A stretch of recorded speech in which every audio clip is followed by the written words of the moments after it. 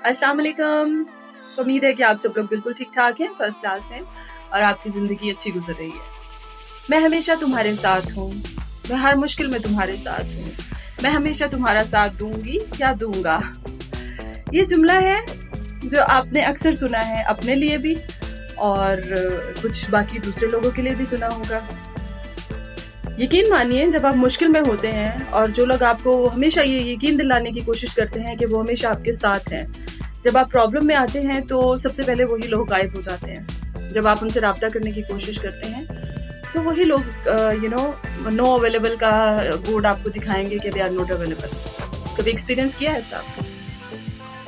तो हमेशा कोशिश करें कि जो लोग आपको ये कहने की कोशिश करते हैं मैं हमेशा तुम्हारे साथ हूँ, भागे, बचे उनसे क्योंकि यकीन मानिए, जब आप मुश्किल में आएंगे वो लोग आपके साथ नहीं होंगे, trust me.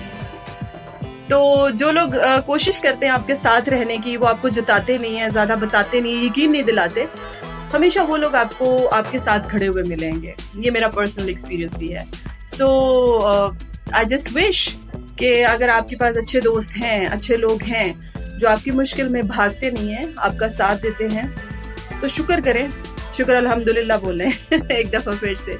Anyways, thank you so very much. अपना बहुत ज़्यादा ख्याल रखिए, खुश रहिए, सलामत रहिए।